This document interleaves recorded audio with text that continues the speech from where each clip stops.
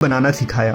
جب ابراہیم علیہ السلام کو نمرود نے آگ میں ڈالا تو اس وقت حضرت جبرائیل نے آگ کو گلزار بنا دیا۔ جب یوسف علیہ السلام کو ان کے بھائیوں نے کنویں میں پھینک دیا تو حضرت جبرائیل تیز رفتاری سے کنویں کے اندر گئے اور حضرت یوسف کو اپنے پروں میں تھام لیا، نیز کنویں میں انہیں حوصلہ دیا۔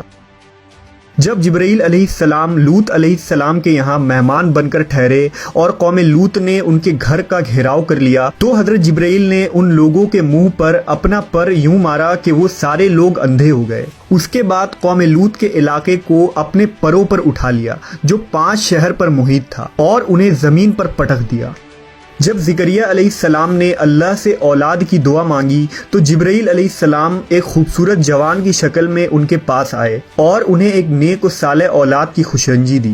حضرت عیسیٰ علیہ السلام کی پیدائش بھی جبرائیل علیہ السلام کے کلمہ کن سے ہوئی۔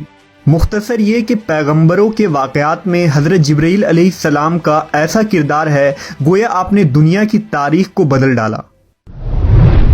تمام نبیوں کے پاس حضرت جبرائیل انسانی شکل میں آتے تھے، لیکن آخری نبی حضرت محمد صلی اللہ علیہ وسلم نے حضرت جبرائیل کو ان کی اصلی حالت میں دیکھا ہے۔ جبرائیل امین اور حضور صلی اللہ علیہ وسلم کی پہلی ملاقات کا واقعہ نہایت ہی دلچسپ ہے۔ دراصل حضور کو تنہائی پسند تھی اور آپ غار حرا میں